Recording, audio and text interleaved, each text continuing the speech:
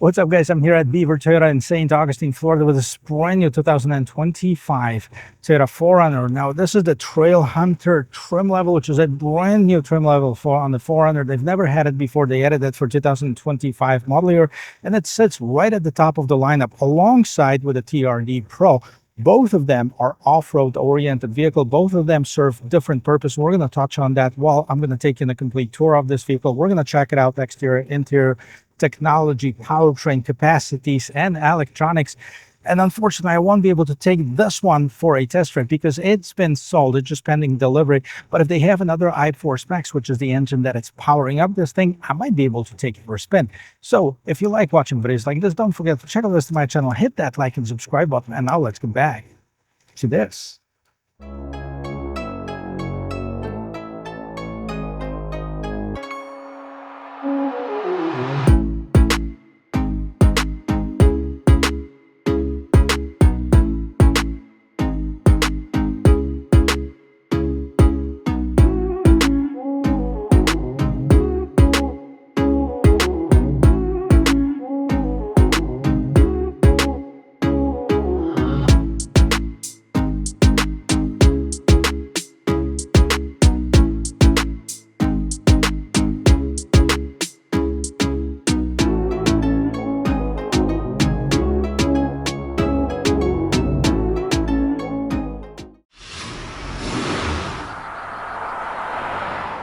4Runner's been in the Toyota's lineup for 40 years. 1984 is when it started. They basically put a cap on the top of the bed of the Toyota Hilux, added some extra seats, and it became a huge success. One of the first wheel SUVs or trucks, because you can take it off-road. And it developed a cult-like following with people, many of them that had several generations. Now, this is the 6th generation. 4Runner was introduced last year by Toyota and came into production this year. And this is the first ever Toyota 4Runner Trailhunter. They never had this trim before. We're going to explore it in detail, starting with the exterior. Each trim level on the 4Runner features a different front end, including this one. Now, before we get to the front end, if you like the color of it, they call it the underground color. And it features the high-mounted LED lights, daytime running lamps, and turn signal.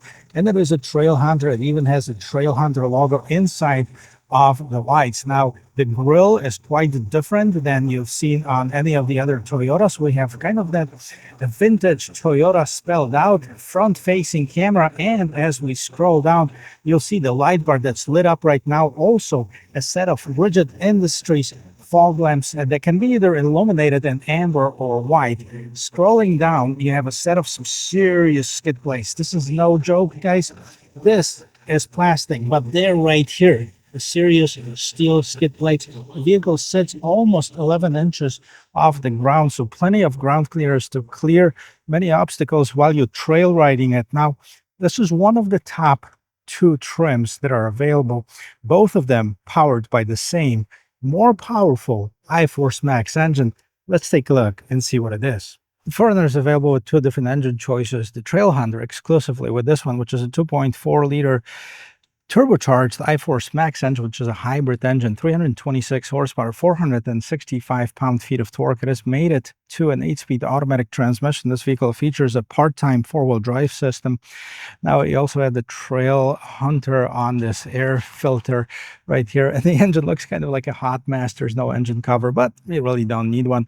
We have some sound insulation, this ugly prop stick, nothing else that jumps out inside of the engine compartment. Let's take a look on the side, because that's where it gets interesting. First of all, the one thing that sticks out is this, what looks like a snorkel. And some people call it snorkel. What really is a high-mounted air intake. It's not water sealed, so it's not really meant for water crossing, but it grabs the air from the top, so it doesn't get all the dust in it, and it doesn't get it from the front, but from the back. So it reduces the horsepower by a few horsepower, I heard, but I mean, I'd rather have this than the dirty air filter all the time. Now we have the i4 Max, that's the name of the engine. The flares are really nice and wide, and this vehicle sits on 33-inch tires.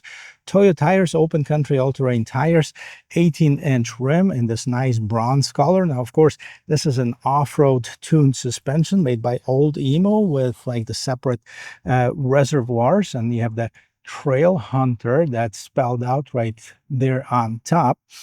This is a body-on-frame construction. Of course, this vehicle can be taken on the trails, and we have some rock sliders down at the bottom in case you are doing some serious trail riding. Trailhunter badge on the side. In the mirrors itself, we have the side view camera, turn signals, and nothing else jumps out. If you like the color, again, they call it the underground. One of the things to mention, it also have this rack on top made by ARB, and it has a static weight of about 700 pounds as far as the capacity. So you can easily throw a tent on top, and if you are parked, you can have you and your family probably there without no issues. Now, I'm not sure what the non-static capacity is with this vehicle while you're driving it, but you can probably look that up. Now, what else we have here? We have the big gate spoiler with the third brake light. Toyota spelled out in here, and we have not one but two cameras in here. One is for that digital mirror,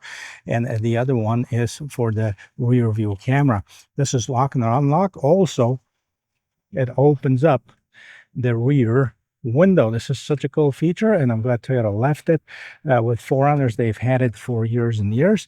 4Runner spelled out iForce Max. We have the Trailhunter on the side, and look, there's a spare tire underneath here. We have a tow hitch, 4 and 7 pin connector, about 6,000 pounds towing capacity, and the fully LED lights. Now let's pop this gate open because there's some cool features on the inside. And this being the top of the line trim, of course, it has the power lift gate. So want to hold the button on the remote, which by the way is the Toyota remote, 4Runner on the side, lock, unlock, hold, and hold for panic button. Now, right away, you can see that there is a step up on this because it's a hybrid, and that's where the batteries are stored. Now, it reduces the cargo capacity of this vehicle, not by a ton, and I think it's doable to live with that, especially when you're getting that more power from the engine. Now, we have that 2400 watt outlet in here, 120 volts. It can really power up some serious equipment. And here's what this is. This is your air compressor. So let's see if we can power this up. I'm not sure if the vehicle has to be running, but you can deflate the tires when you're going off-roading, and then you can inflate them back. There's a compressor kit, so all the hoses are hidden here. And then what do we have on the other side? There's an auxiliary battery right here in the back, just in case you were wondering. I didn't know what it was, but we need to open some of those things. And then right here is your jack. Most people probably get like the serious off-roading jack. Now the seats have the 60-40 split, and you can see they have the Toyota first aid kit velcroed to the back. Now illumination is really good on this vehicle. We have 1, 2, and 3, 4, and 2 on the other side. So 6 lights all together, definitely meant for some camping, some dark nights that you can illuminate everything underneath here. Now let's get inside. I'll show you the rest of it. Let's see if I have in the room on the inside. Oh, yeah, I do. Plenty of room, actually. The seat is actually reclined a little bit too far, so I can fix that. Make it a little bit more straight up as such, but I have plenty of headroom, plenty of shoulder room, enough knee room to clear the seat that's adjusted to my regular driving position. Now, I am 6 feet tall, by the way, for a point of reference, and the interior is very nice and comfortable. Let's take a look. Starting with this rear door panel, we have some soft touch materials. This is all nicely covered with the Softex material, which is a man-made leather by Toyota. We also have the soft trim right on top. This is all hard plastic with the JBL speaker up on top, and at the bottom, a little bit more storage nooks all over this vehicle. We have some cup holders and this trim that's very exclusive to the Trailhunter edition. We're going to see more of it inside this vehicle. You also have the grab handle to help you get in the vehicle. Let's take a look at the seats. So we have this mineral color with the yellow piping, yellow contrast stitching with some perforations, and in the middle solid on the sides. And we also have this middle cup holder console that opens up. And, you know, I moved the seat up, but you can actually move it back and be very comfortable in this vehicle. What else is going on? So it is a four-wheel drive vehicle. So we have this bit bump in here. So the third person is going to have to scoot their knees a little bit up. And we have the rear vents as well as two USB Type-C ports and the same 120 volts to 2400 watts power outlet. Now more storage in the backs of the seat and some illumination up on top. No sunroof because there's a lot of going on up there with this rack, and if you put a tent on it you won't see the sun anyway. So let's see what's going on in the front. We're going to start actually with a sound check of the closing door. All right, well, it's okay. It's not the best, not the worst. All right, so the same trim as we had in the back, except we have the Trailhunter spelled out in here. Again, more storage space here, and at the bottom JBL stereo, 2 memory seat settings, window mirror lock controls, and the seats are power adjusted. Now we have some bolstering on it to keep you in place while you're traversing the terrain. And on the left-hand side of the steering wheel, we have a bunch of buttons, most of them relating to the lights. So we have the light adjustments in case you're towing something, you have more weight in it and the lights are going up. You can adjust the lights. We also have the dimmer switch, opening of the gas tank, automatic lights, traction control off, gate opening, 4 auxiliary switches, on and off for the lights on the inside. You also have the light bar and fog lights. That's where you turn it on. Now it doesn't have the light pod as you'll find on the TRD Pro, unless they removed it. I'm not sure, because I know they removed the removable JBL speaker so it doesn't disappear from the car, which normally would go where this hole is right here. There's a lot more interesting features on the interior. Let me jump in and show them to you. Let's get this party started. Listen to the sound of the closing door. Boom. Again, this is not the best, not the worst. Again, I'm not going to ding it for it because it is an off-road SUV. Let's get it started and see what else is going on. Now, big steering wheel. Same thing like on the Tacoma with the thick bottoms. If you like thick bottoms, the steering wheel might be for you. A bunch of buttons on the sides. We have the volume control, voice control, up and down as far as what's going on in the instrument cluster, which we'll get to. And on this side, you have the mode button. We have the cruise control button, cancel, and then again, you can switch left and right between them. Let's see what's going on here. So if you want to change the different modes, so you have the 3 different displays, okay? See what's going on the inside. This is the full digital display from Toyota. 1, 2, and 3. You can change the settings, hit the OK button, and then we can go see what's going on. Driving support, settings, messages, or blank. Then you can go to the side and you can select what's displayed inside of those gauges. So trailer mode, blind spot monitoring, engine transition oil, transmission oil temperature, electric boost gauge, blank, okay, and go back. Several features available on this side and several features available on the other side. We have the trailer brake. Yep, we have the trailer brake. Brake is not available right now. Auxiliary gauges, turbo gauge, blank, navigation, audio, traction monitor, trailer brake, and auxiliary gauges. So lots of customization that you can do here. Now, I had to turn the high beams on just because normally you wouldn't be able to turn on the light bar without it. Now, if I have that off, now I have the fog lights on and I can turn those on or off. So a lot of features, a lot of stuff going on in here, but normally this is kind of like gear-shaped gauges. Now on the left-hand side, of course, you have the tachometer. Right-hand side, you have the speedometer.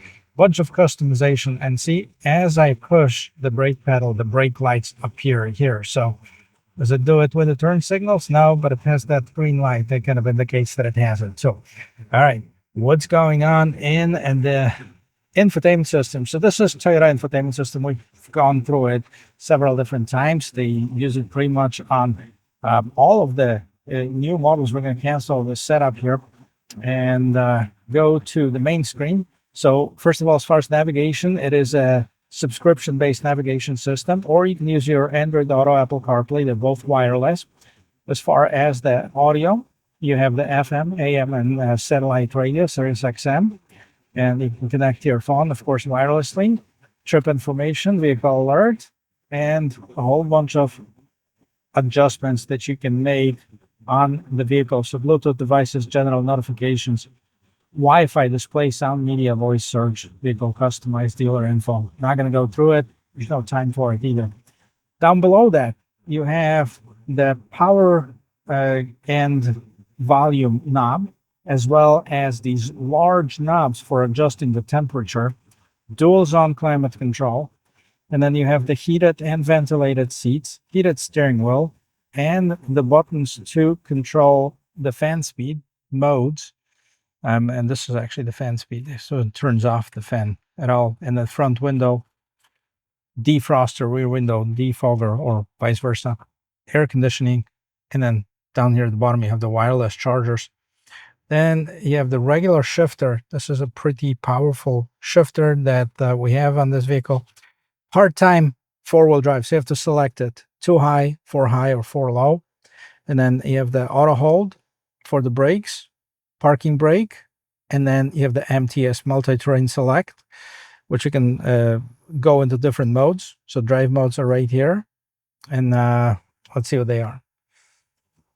Okay, we have the sport, normal, and eco modes displaying nicely in here. Multi-terrain select is unavailable right now. Downhill assist and crawl. So if you are trail riding, you can definitely use that to help you. This is your backup guide for trailer, which is not available right now. There's a camera. Well, this is that kind of a goofy 360 turning around and spinning, but the regular rear view camera, let's put it in reverse. Beautiful. Takes up the entire screen. Love it. Okay. You can see this vehicle. You can't actually twist it and turn it, but trajectory lines, front and back, very important. And you have the different cameras, so you can select it. Okay, got it from the front, back, wherever there's an icon, you can hit the button, and that's where the camera is from. This is from the inside of the car, front, back, side view camera. Those are the ones on the mirrors. Okay, trajectory lines, you can turn them on, off, automatic camera, and here's your trail camera. We put it in the front. It has this front view with the tire marks. This is where your tires are going to go. So if you are traversing that terrain, it's really important. And it's also on the side. It shows you what's going on right here on the side. So if you are getting close to a boulder or a tree or anything like this, it's going to show you right here and right here. This is a safe zone, right? In the blue. And yeah, if you cross that, you're going to damage your vehicle. So very nice system. Around here, you also have this trim that we've seen on the doors. We have the Toyota with kind of like the orange, the yellowish background on it. Really good looking one. And again, this is nice and soft as far as the glove box. We also have this shelf here that you can put your cell phone or anything like this that you don't want to, roll around. Grab handle on the passenger side, JBL speaker. That's who makes the stereo. And then we have the cup holders and storage. Up on top, we have the rear view camera mirror. Okay, really nice. Okay, you can turn this off. If you don't like it, you can have the regular camera, but I like it. And you have the home link system with it and some adjustments for the camera. Up on the very top, you have the LED lights, and you can open this rear glass that I showed you from the outside. As far as the mirrors, we have some illumination on the mirrors. This is it. This is the interior of it. Let's touch on the pricing, because the Trailhunter, sits on the top of the lineup. I happen to have a sticker on this particular vehicle, and yeah, 67,175 down here at the bottom, 70,609. That's the 2025 4Runner hybrid 4-wheel drive Trailhunter. Top of the line trim, 23 miles per gallon combined, 23, 24 on the highway. All right, well, it's a lot of car, but it also costs a lot of money. Is it worth it? Well, I'm going to let you guys decide. I'll tell you what, it's not cheap, and it's getting in the category of the Land Cruiser. Which one would you choose? They're both powered up by essentially the same engine, and you can probably get the Land Cruiser trim for about the same price. Now, two very similar yet very different vehicles. Some people like the 4Runner better. 4Runner is available with the third row seat. I'm not sure about the Trailhunter, but I've done one with the third row seat. Tiny one, but it's there. The Land Cruiser is definitely an iconic name, as well as a 4Runner is. So very expensive, though. I'm not going to lie. This is not a cheap vehicle at $70,000 for a 4Runner. Who would have known? I think the last year's model TRD Pro was just about 55, and it came with the V6 engine, which, there you go. There's another controversy with Toyota. A lot of people love it. A lot of people not so much. I don't mind that displacement. I don't mind the vehicle being 4-cylinder turbocharged as long as they last. I mean, they produce enough horsepower, they produce enough torque, and time will tell whether they're going to be as reliable as the V6 was. Now, the V6 was an ancient engine. It was a beautiful engine and barely ever broke. Was not very gas efficient. This one's a little bit better. And, they needed to come with time. So I kind of understand what Toyota's doing. I wish, if it was me, I wish that I had an option to choose between the 6 or a 4-cylinder. But that's just me. Guess I'm going to try and see if I can get the other iForce Max for a test drive. But if not, I'll do it in the next video. Cheers.